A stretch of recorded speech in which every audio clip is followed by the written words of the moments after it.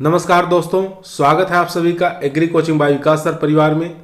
हम लोग रोज एग्रीकल्चर के बेहतरीन प्रश्नों के साथ मुलाकात करते हैं। आज की जो क्लास हमारी रहने वाली है, मुख्य तौर से उत्तर प्रदेश की टीजीटी पीजीटी भर्ती परीक्षा के लिए यह वीडियो बनाया गया है, जो कि सिलेबस के अकॉर्डिंग प्रश्नों को तैयार किया गया है।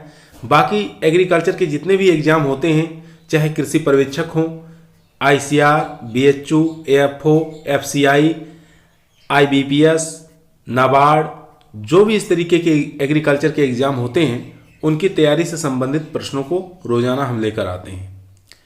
प्यारे विद्यार्थियों, आज की जो क्लास रहने वाली है, इस क्लास को लास्ट तक जरूर देखिएगा, क्योंकि एक से एक क्वेश्चन, बेहतरीन क्वेश्चनों को इस वीडियो के अंदर सम्मिलित किया गया है, तो लास्ट तक जरूर देखिएगा। चलिए शुरू करते हैं अपने फर्स्ट क्वेश्चन से। फर्स्ट क्वेश्चन हमारा कह रहा है सूची 1 को सूची 2 के साथ सुमेलित करना है। सूची 1 के अंदर फलों के नाम दिए हुए हैं, सूची 2 के अंदर उसकी फैमिली दिया हुआ है। तो आपको बताना है कौन से फल की कौन सी फैमिली होती है। आम की बात करेंगे तो आम की फैमिली कौन सी होती है? एनाकार्डियेसी, सेकेंड ऑप्शन के साथ चला जाएगा। और आम के साथ काजू का भी याद रखेंगे, काजू की भी फैमिली एनाकार्डियेसी होती है। अमरूद की फैमिली क्या होती है? मेटिएसी, फर्स्ट ऑप्शन के साथ चला जाएगा। बैर की जो फैमिली होती है वो रैगनेसी होती है, यानी फोर्थ ऑप्शन के साथ चला जाएगा। अंगूर की फैमिली विटेसी होती है, थर्ड ऑप्शन के साथ चला जाएगा। इस प्रकार के एग्जामों में क्वेश्चन बहुत ज़्यादा पूछे जा रहे हैं। चलते हैं क्वेश्चन नंबर 2 पर। क्वेश्चन नंबर 2 आपकी स्क्रीन पर है। काफ़ी बेहतरीन क्वेश्चन है। क्वेश्चन को ध्यानपूर्वक पढ़िए और इसका आंसर दीजिए। क्वेश्चन कह रहा है पौधों में ऑक्सीन हार्मोन के संश्लेषण में सहायक पोषक तत्व कौन सा है? मोलिब्डेनम, आयरन, जिंक या कॉपर। तो इसमें से बताएं, जो ऑक्सीन हार्मोन्स दिया हुआ है, ये पूरे विश्व के अंदर सबसे प्रथम हार्मोन भी कहते हैं इसको, ठीक है, प्रथम हार्मोन भी कहते हैं। सबसे पहले हार्मोन इसी को खोजा गया था। और किसके द्वारा खोजा गया था? 1880 में डार्विन नामक वैज्ञानिक ने पहले ही बता दिया था कि ऑक्सीन नामक हार्मोन्स होता है, जिसके कारण पौधे की वृद्धि विकास होता है। ठीक है, तो यहाँ पर पूछा है क्वेश्चन, ऑक्सीन हार्मोन के संश्लेषण में सहायक पोषक तत्व कौन सा है? तो यहाँ पर करेक्ट आंसर हो जाएगा ZN। ठीक है, ZN जो है ये ऑक्सीन हार्मोन के संश्लेषण में सहायक पोषक तत्व होता है, जिसमें क्या होता है। और यहाँ पे मोलिब्डेनम जो है ये दलहनी फसलों के लिए है। ठीक है, दलहनी फसलों के लिए मोलिब्डेनम की आवश्यकता होती है, जो कि नाइट्रोजन को बढ़ाता है। ठीक है, नाइट्रोजन को बढ़ाता है, याद रखेंगे। और यहाँ पर कॉपर की कमी से एक रोग लगता है, उसको भी आप याद रखेंगे। ठीक है, काफ़ी मुख्य तौर से रोग है डाईबैक। ठीक है, डाईबैक रोग लगता है, ठीक है, कॉपर की कमी से। किस में लगता है? नींबू में लगता है। ठीक है, नींबू में लगता है और गुलाब में भी देखा गया है। ठीक है, नींबू के साथ साथ गुलाब में भी देखेंगे। गुलाब और नींबू में डाईबैक रोग लगता है, जो कि कॉपर की कमी के कारण लगता है, याद रखेंगे। तो यहाँ पर सी ऑप्शन हमारा करेक्ट आंसर है। चलते हैं क्वेश्चन नंबर 3 पर।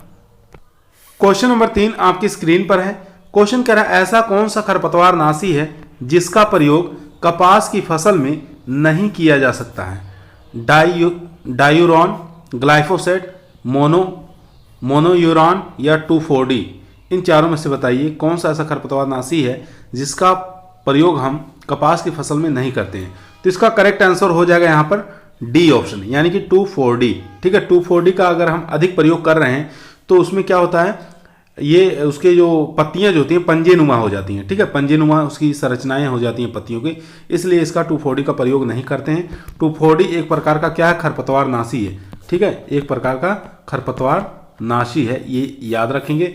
और ग्लाइफोसेट जो है ये हर्बिसाइड है, हर्बिसाइड याद रखेंगे। चलते हैं क्वेश्चन नंबर 4 पर। क्वेश्चन नंबर 4 आपकी स्क्रीन पर है। क्वेश्चन कह रहा सामान्यतः किस प्रकार के नोजल हर्बिसाइड अनुप्रयोग के लिए सबसे ज्यादा उपयोग किए जाते हैं? प्लेट फैन, प्लेट जेट, ठोस शंकु या केंद्र प्रसारक। इन चारों में से बताइए कौन सा करेक्ट आंसर हो जाएगा। दोस्तों, यदि आप लोगों को एग्रीकल्चर के किसी भी एग्जाम में सिलेक्शन लेना है तो ईमानदारी के साथ चैनल को जरूर सब्सक्राइब करें। यह आपका परिवार है जो कि सरकारी नौकरी की तरफ ले जाएगा। तो क्वेश्चन नंबर 4 आपकी स्क्रीन पर है, इसका आंसर दीजिए। तो इसका करेक्ट आंसर हो जाएगा यानी कि प्लेट फैन। ए ऑप्शन यहाँ पर राइट आंसर हो जाएगा। ठीक है, नोजल हर्बिसाइड अनुप्रयोग सबसे ज़्यादा किसका किया जाता है? प्लेट फैन जो प्रकार के होते हैं जिसमें प्रेशर द्वारा अधिक से अधिक फुहारे निकल सकें, इसका प्रयोग किया जाता है। ठीक है, ए ऑप्शन यहाँ पर राइट आंसर। चलते हैं क्वेश्चन नंबर 5 पर। क्वेश्चन नंबर 5 आपकी स्क्रीन पर है। क्वेश्चन को ध्यानपूर्वक पढ़िए और इसका आंसर दीजिए। क्वेश्चन कह रहा है सरसों के तेल में गंध कौन से रसायन के कारण आती है? सोलेनिन के कारण, क्यूमिनॉल के कारण, सिनेग्रीन के कारण या ओलियोरेंजिन के कारण? तो यहां बात करेंगे सोलेनिन जो होता है ये आलू के अंदर देखा गया है। ठीक है, आलू का हरापन सोलेनिन के कारण। ठीक है, और क्यूमिनॉल जीरे के अंदर पाया जाता है। तो ये दो ऑप्शन हमारे रहेंगे नहीं। सिनेग्रीन ये हमारा करेक्ट आंसर हो जाएगा। ठीक है, सी ऑप्शन यहां पर करेक्ट आंसर हो जाएगा। गोभी वर्गीय जितनी भी सब्जियां होती हैं उसके अंदर भी क्या पाया जाता है? उसमें भी सिनेग्रीन की मात्रा पाई जाती है, या ब्रेसिकेसी फैमिली के अंदर भी सिनेग्रीन की मात्रा पाई जाती है। ये आपको याद रखना है। ओलियोरेंजिन ये किस में देखा गया है? तो ये मिर्च के अंदर पाया जाता है। ठीक है, या काली मिर्च के अंदर भी ये पाया जाता है। मिर्च और काली मिर्च दोनों याद रखेंगे। यहां पर सी ऑप्शन हमारा करेक्ट है। चलते हैं क्वेश्चन नंबर 6 पर। क्वेश्चन नंबर 6 आपकी स्क्रीन पर है। काफी दमदार क्वेश्चन है। क्वेश्चन को ध्यानपूर्वक पढ़िए और आंसर दीजिए। क्वेश्चन कर रहा है केंद्रीय मृदा लवणता अनुसंधान संस्थान कहाँ स्थित है? CSSRI कहाँ पर स्थित है? भोपाल में, पुणे में, करनाल में, आनंद, गुजरात के अंदर। ठीक है, काफी अच्छा इंपॉर्टेंट क्वेश्चन है, बहुत बार एग्जामों में आ चुका है। तो यहां बात करेंगे भोपाल के अंदर कौन सा अनुसंधान केंद्र स्थित है? तो CIAE ये एग्जामों में आ चुका है पिछली बार। ये CIAE इसका पूरा नाम होता है सेंट्रल इंस्टीट्यूट एग्रीकल्चर इंजीनियरिंग। ठीक है, ये भोपाल के अंदर स्थित है। भोपाल के अंदर एक और अनुसंधान केंद्र स्थित है IISS जिसको कहते हैं Indian institute of soil science. ठीक है, ये भी भोपाल मध्य प्रदेश में स्थित है, याद रखेंगे। पुणे महाराष्ट्र के अंदर अंगूर अनुसंधान केंद्र। ठीक है, अंगूर अनुसंधान केंद्र कहां पर स्थित है? पुणे महाराष्ट्र में। करनाल हरियाणा के अंदर जानते ही हैं NDRI। ठीक है, NDRI national dairy research institute कहां पर है? करनाल हरियाणा के अंदर है, ये आपको याद रखना है। और आनंद गुजरात के अंदर NDDI national dairy development board. ठीक है, तो ये कहां पर स्थित है? ये है आनंद गुजरात में। तो हमारा करेक्ट आंसर हो जाएगा यहां पर सी ऑप्शन। ठीक है, सी ऑप्शन। मृदा केंद्रीय मृदा लवणीय अनुसंधान संस्थान पूछा है, तो ये कहां पर है? करनाल हरियाणा में स्थित है। दो अनुसंधान याद रखेंगे, एक CSSRI और एक NDRI। ठीक है, दोनों अनुसंधान केंद्र करनाल हरियाणा में स्थित है। तो सी ऑप्शन यहां पर करेक्ट आंसर है। चलते हैं क्वेश्चन नंबर 7 पर। क्वेश्चन नंबर 7 आपके स्क्रीन पर है। क्वेश्चन कह रहा है प्रधानमंत्री फसल बीमा योजना की शुरुआत कब की गई? 2015 में, 2016 में, 2017, 2022? काफी अच्छा क्वेश्चन है, पीछे आ चुके हैं ये क्वेश्चन, बहुत बार रिपीट हुआ है क्वेश्चन। तो ध्यानपूर्वक इसको पढ़िए और इसका आंसर दीजिए। तो वर्ष 2015 के अंदर क्या हुआ था? अंतर्राष्ट्रीय मृदा वर्ष। ठीक है, अंतर्राष्ट्रीय मृदा वर्ष मनाया गया था, ये आपको याद होना चाहिए। और 2016 में क्या है? प्रधानमंत्री फसल बीमा योजना की शुरुआत की गई थी। यहां पर बी ऑप्शन हमारा राइट आंसर हो जाएगा। ठीक है, पीछे अभी इसका हरियाणा के अंदर एडीओ का पेपर आया था, उसके अंदर पूछा था international year of food vegetables कौन से वर्ष को मनाया गया? तो याद रखेंगे, तो ये मनाया गया था 2021 को। ठीक है, international year of food vegetables 2021 को वर्ष घोषित किया गया था, ये आपको याद होना चाहिए। और एक पूछेगा एग्जाम में 2023 में मिलेट्स वर्ष। ठीक है, मिलेट्स ईयर मनाया गया है। ठीक है, यानी कि बाजरा वर्ष घोषित कब किया गया था? 2023 को घोषित किया गया। यहां पर बी ऑप्शन हमारा राइट है। चलते हैं क्वेश्चन नंबर 8 पर। क्वेश्चन नंबर 8 आपकी स्क्रीन पर है। क्वेश्चन कह रहा है सूची 1 को सूची 2 के साथ सुमेलित करना है। सूची 1 के अंदर नस्लों के नाम लिखा हुआ है। ठीक है, यानी कि पशुओं की जो नस्ल है उनका नाम लिखा हुआ है। और सूची 2 के अंदर उनके क्या उद्देश्य है, उस पशु के क्या उद्देश्य है, किस पर्पज से हम उसको पालते हैं, ये अब बताना है आपको। थार पार्कर का क्या उद्देश्य है? ठीक है। तो थारपारकर का उद्देश्य है, ये एक प्रकार की द्विप्रयोजनी नस्ल है, याद रखेंगे। थर्ड ऑप्शन के साथ चला जाएगा। नागौरी जो है ये भारवाहक नस्ल है, यानी फोर्थ ऑप्शन के साथ चला जाएगा। गनरसी जो है ये मांस के लिए पाली जाती है, फर्स्ट ऑप्शन के साथ चला जाएगा। और सिंधु जो है दुग्ध उत्पादन के लिए पाली जाती है नस्ल है, ठीक है। ये 2 ऑप्शन के साथ चला जाएगा। इस प्रकार से हम मिलाप कर लेंगे। इस प्रकार के क्वेश्चन बहुत पूछे जाते हैं एनिमल हस्बेंड्री में। चलते हैं क्वेश्चन नंबर 9 पर। क्वेश्चन नंबर 9 आपके स्क्रीन पर है। क्वेश्चन कह रहा है एलाक्लोर का व्यापारिक नाम क्या होता है, ठीक है। व्यापारिक नाम हर एग्जाम में पूछ लेता है, 1 या 2, जैसे एलाक्लोर का हो गया, मेचेटी का हो गया, ब्यूटाक्लोर का हो गया, ठीक है। तो इस प्रकार के व्यापारिक नाम पूछ लिया जाता है। तो आपको बताना है एलाक्लोर का व्यापारिक नाम क्या है, लासो, मेचेटी, गोल या स्टाम्प, ठीक है। तो इन चारों में से बताइए कौन सा करेक्ट आंसर हो जाएगा। तो इसका करेक्ट आंसर हो जाएगा यानी कि एलाक्लोर का लासो होता है। ए ऑप्शन यहाँ पर करेक्ट आंसर हो जाएगा, ठीक है। ए ऑप्शन यहाँ पर करेक्ट आंसर हो जाएगा। मेचेटी किसका होता है, मेचेटी आप याद रखेंगे ब्यूटाक्लोर का होता है, ठीक है। किसका होता है, ब्यूटाक्लोर का मेचेटी नाम होता है, ठीक है, याद रखेंगे। और राउंड अप जो होता है ये ग्लाइफोसेट का होता है, याद रखेंगे ग्लाइफोसेट का राउंड अप होता है, काफ़ी ज़्यादा एग्जामों में पूछा है। और चलते हैं क्वेश्चन नंबर 10 पर। क्वेश्चन नंबर 10 आपके स्क्रीन पर है, काफ़ी बेहतरीन क्वेश्चन है। क्वेश्चन कह रहा है भारत का प्रथम कृषि विज्ञान केंद्र कहाँ और कब स्थापित किया गया। पुणे 1977, कोयम्बटूर 1970, हैदराबाद 1974, पांडुचेरी 1974। तो इसका करेक्ट आंसर हो जाएगा पांडिचेरी 1974 में स्थापित किया गया था भारत का प्रथम कृषि विज्ञान केंद्र, ठीक है। तो यहाँ पर डी ऑप्शन यहाँ पर राइट आंसर हो जाएगा। किस विश्वविद्यालय द्वारा, तमिलनाडु एग्रीकल्चर यूनिवर्सिटी के द्वारा इसको चालू किया गया था। चलते हैं क्वेश्चन नंबर 11 पर। क्वेश्चन नंबर 11 आपकी स्क्रीन पर है। क्वेश्चन कह रहा है दूध का अपेक्षित घनत्व किसके द्वारा मापा जाता है। दूध का अपेक्षित घनत्व किसके द्वारा मापा जाता है, ब्यूटारोमीटर, लैक्टोमीटर, हाइग्रोमीटर या जेलमीटर। ब्यूटारोमीटर से वसा का परीक्षण ज्ञात किया जाता है, याद रखेंगे, ठीक है। और लैक्टोमीटर से क्या ज्ञात किया जाता है, दूध का अपेक्षित घनत्व ज्ञात किया जाता है, यानी बी ऑप्शन यहाँ पर राइट आंसर हो जाएगा। इसकी रीडिंग होती है 0 से लेकर 40 तक, ठीक है, 0 से लेकर 40 इसकी रीडिंग होती है। हाइग्रोमीटर से आर्द्रता नापते हैं, ठीक है, हाइग्रोमीटर से आर्द्रता मापी जाती है, याद रखेंगे। तो यहाँ पर बी ऑप्शन हमारा करेक्ट है। चलते हैं क्वेश्चन नंबर 12 पर। क्वेश्चन नंबर 12 आपकी स्क्रीन पर है। क्वेश्चन कह रहा है हेरिंगबोन और ग्रेडिरोन प्रणाली का संबंध किससे है। जल मांग ज्ञात करने के लिए, बुआई की गहराई ज्ञात करने के लिए, अंतराशय से या जल निकास प्रबंधन से। तो इसका करेक्ट आंसर हो जाएगा हेरिंगबोन प्रणाली और ग्रेडिरोन प्रणाली।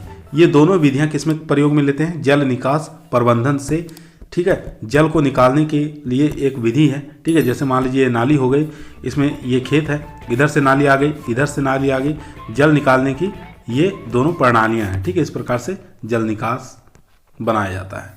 चलते हैं क्वेश्चन नंबर 13 पर। क्वेश्चन नंबर 14 आपकी स्क्रीन पर है। सूची 1 को सूची 2 के साथ सुमेलित करना है। सूची 1 के अंदर हार्मोन्स के नाम दिए हुए हैं, सूची 2 के अंदर उस हार्मोन के क्या कार्य होते हैं ये आपको बताना है। बात करेंगे GA3 का क्या कार्य होता है, तो GA3 का कार्य होता है फलों का आकार को बढ़ाना, यानी सेकेंड ऑप्शन के साथ चला जाएगा। NAA जिसको नेफ्थलीन एस्टिक एसिड बोला जाता है, इसका क्या कार्य होता है, इसका कार्य होता है पुष्पन की क्रिया को नियंत्रित करना, यानी थर्ड ऑप्शन के साथ चला जाएगा। IBA इंडोल ब्यूटरिक एसिड, इसका क्या कार्य होता है, जड़ विकसित करना, ठीक है, फोर्थ ऑप्शन के साथ चला जाएगा। उसके बाद IABA इसका प्रमुख कार्य होता है सुसुप्तावस्था को प्रेरित करना, ठीक है, फर्स्ट ऑप्शन के साथ चला जाएगा।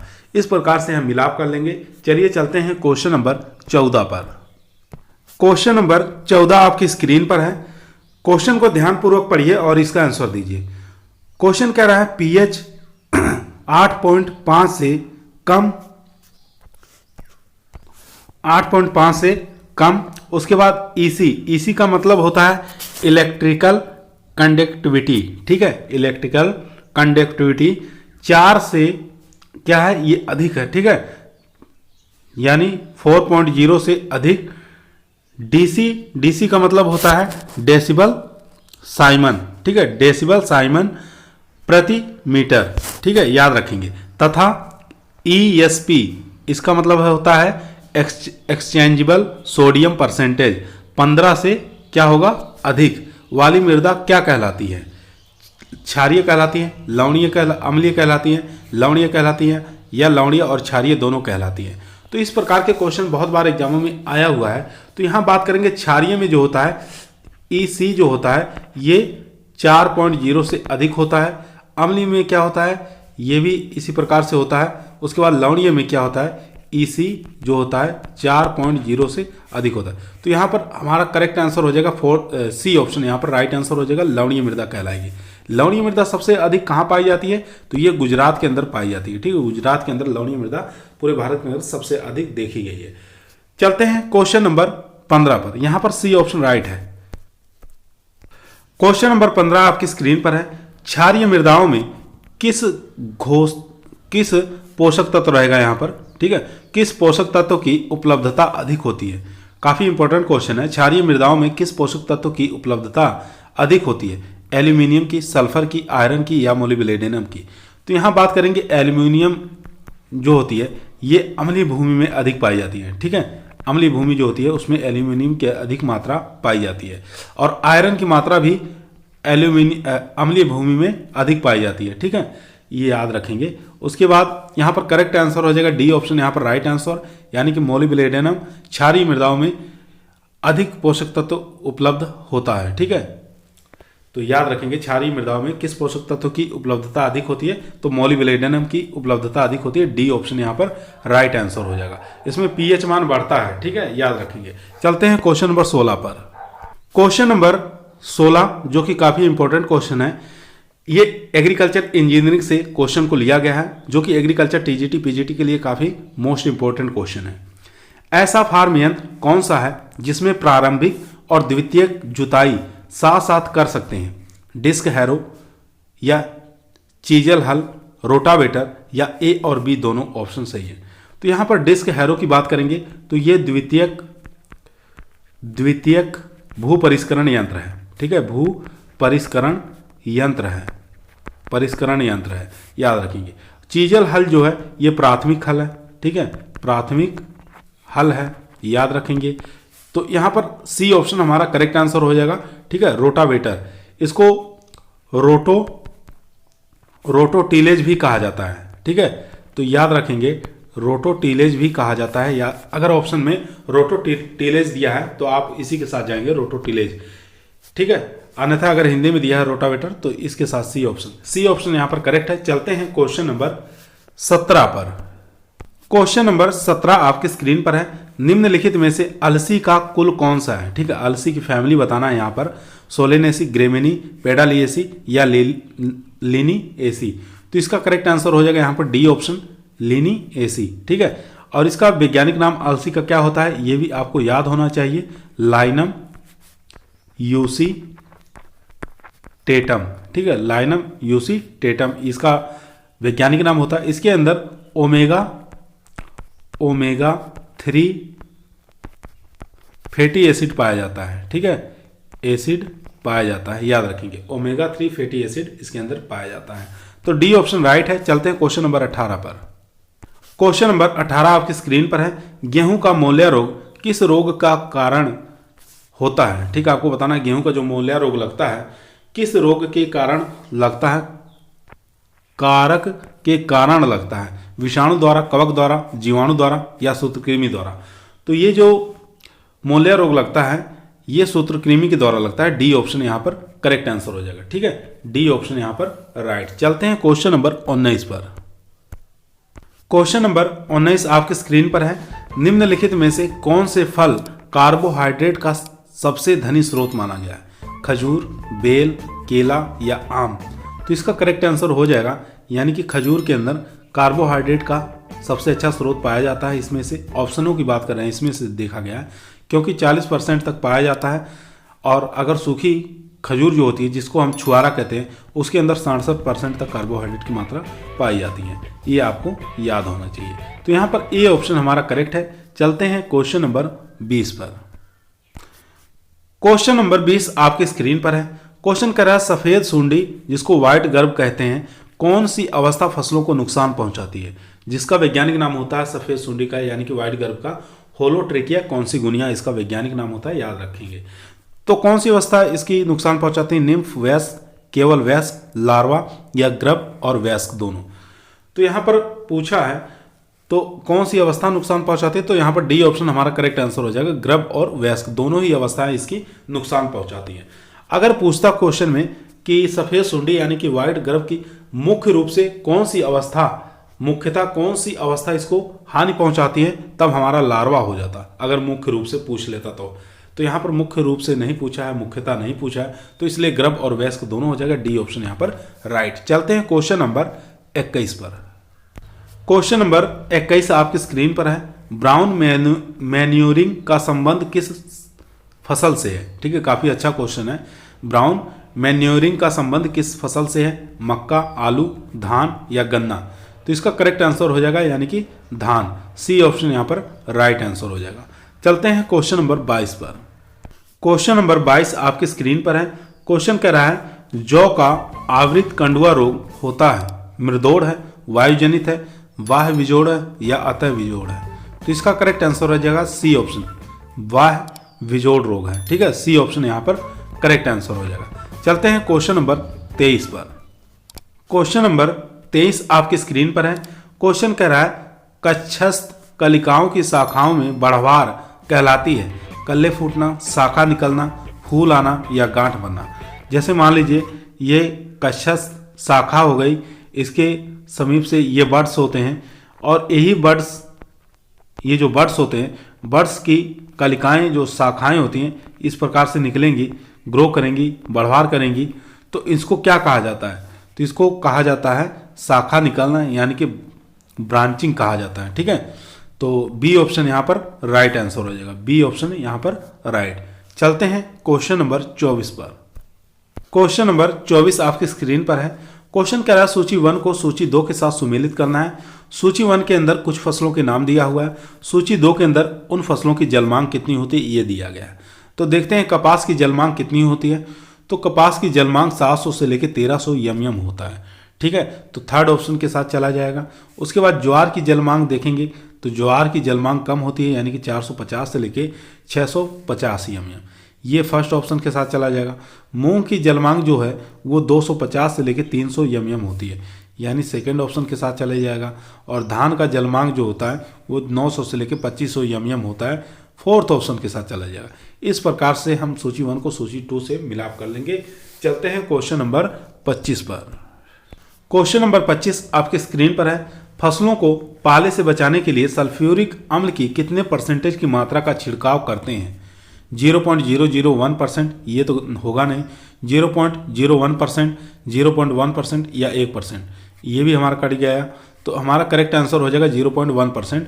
सी ऑप्शन यहाँ पर करेक्ट आंसर हो जाएगा। दोस्तों, यदि आप लोगों को एग्रीकल्चर के किसी भी एग्जाम में सिलेक्शन लेना है तो ईमानदारी के साथ चैनल जरूर सब्सक्राइब करिए। अगर वीडियो पसंद आ रही है तो वीडियो को लाइक जरूर करिए और दोस्तों में शेयर करना ना भूलिए। चलते हैं क्वेश्चन नंबर 26 पर। क्वेश्चन नंबर 26 आपकी स्क्रीन पर है। काफी इंपॉर्टेंट क्वेश्चन है। क्वेश्चन को ध्यानपूर्वक पढ़िए और इसका आंसर दीजिए। निम्नलिखित में से बागवानी की कौन सी विधि को सघन बागवानी कहा जाता है? किचन गार्डनिंग, ट्रक गार्डनिंग, बेमौसमी गार्डनिंग या बी और सी दोनों सही है। तो सबसे पहले समझेंगे कि सघन बागवानी कहते किसे हैं, यानी कम समय में ज्यादा फसलें लेना। ठीक है, कम समय हो उसमें अधिक से अधिक फसलों को लेना क्या कहलाता है? सघन बागवानी कहलाएगा। या कम भूमि है उसमें अधिक से अधिक फसलों को, ज्यादा फसलों को लेना, वो भी हमारे सघन बागवानी कहलाएगी। तो इसमें से हमारा करेक्ट आंसर हो जाएगा किचन गार्डनिंग। ए ऑप्शन हमारा राइट आंसर हो जाएगा। मान लीजिए इस प्रकार की क्यारी होती है किचन गार्डनिंग, यहाँ पर मटर लगा दिए, गोभी लगा दिए, आलू लगा दिए, टमाटर लगा दीजिए, इस प्रकार के अलग अलग सब्जियां लगा दिए, कुछ छोटे वृक्षों को लगा दिए जैसे नींबू है, अनार है, पपीता है, इस प्रकार के फलों को भी लगा सकते हैं, कुछ फ्लावर्स भी लगा सकते हैं। तो इस प्रकार की जो गार्डनिंग होती है इसको किचन गार्डनिंग कहते हैं। तो ए ऑप्शन यहाँ पर राइट आंसर है। चलते हैं क्वेश्चन नंबर 27 पर। क्वेश्चन नंबर 27 आपकी स्क्रीन पर है। क्वेश्चन कह रहा है दियारा भूमि किन सब्जियों की खेती से संबंधित है? ठीक है, दियारा भूमि किन सब्जियों से संबंधित है? इसको पेटा कास्त भी खेती कहते हैं। ठीक है, क्या कहते हैं? पेटा कास्त खेती भी कहा जाता है। यानी कि नदियों के बहाव वाले क्षेत्र में अगर हम कुछ फसलें लगा रहे हैं उसको हम दियारा खेती या पेटा कास्त खेती कहते हैं। तो गोभी वर्गीय, सोलेनेसी सब्जियां, पत्तेदार सब्जियां या कद्दू वर्गीय सब्जियां। तो इसमें डी ऑप्शन हमारा राइट आंसर हो जाएगा, कद्दू वर्गीय सब्जियां। इसमें हम कद्दू लगाएंगे, तरबूज को लगाएंगे, खरबूज को लगाएंगे, ठीक है, इस प्रकार की लौकी को लगाएंगे। इस प्रकार की जो भी सब्जियां लगाएंगे उसको हम क्या कहते हैं, नदियों के किनारे वाले क्षेत्रों को दियारा खेती कहते हैं। तो यहाँ पर डी ऑप्शन हमारा करेक्ट है। चलते हैं क्वेश्चन नंबर 28 पर। क्वेश्चन नंबर 28 ध्यानपूर्वक पढ़िए और इसका आंसर दीजिए। सूची 1 को सूची 2 के साथ मिलान करना है, सुमेलित करना है। सूची 1 के अंदर कुछ सब्जियों के नाम दिया हुआ है, सूची 2 के अंदर फल का प्रकार बताना है। ठीक है, किस सब्जी का क्या फल का प्रकार होता है। भिंडी का फल का प्रकार बताना है, तो भिंडी का फल का प्रकार क्या होता है मेरे दोस्त, इसका हो जाएगा यानी कि कैप्सूल। ठीक है, कैप्सूल फल का प्रकार भिंडी का होता है। और कपास का भी आपको याद रख लेना है, कपास का भी फल का प्रकार कैप्सूल होता है। और आंवले का भी फल का प्रकार क्या होता है, कैप्सूल होता है, याद रखेंगे। उसके बाद मटर का फल का प्रकार क्या होता है, मटर का फल का प्रकार हो जाएगा मटर का नहीं, टमाटर का फल का प्रकार क्या हो जाएगा, ये हो जाएगा सरस यानी कि बेरी, थर्ड ऑप्शन के साथ चला जाएगा। ये फोर्थ ऑप्शन के साथ चला जाएगा।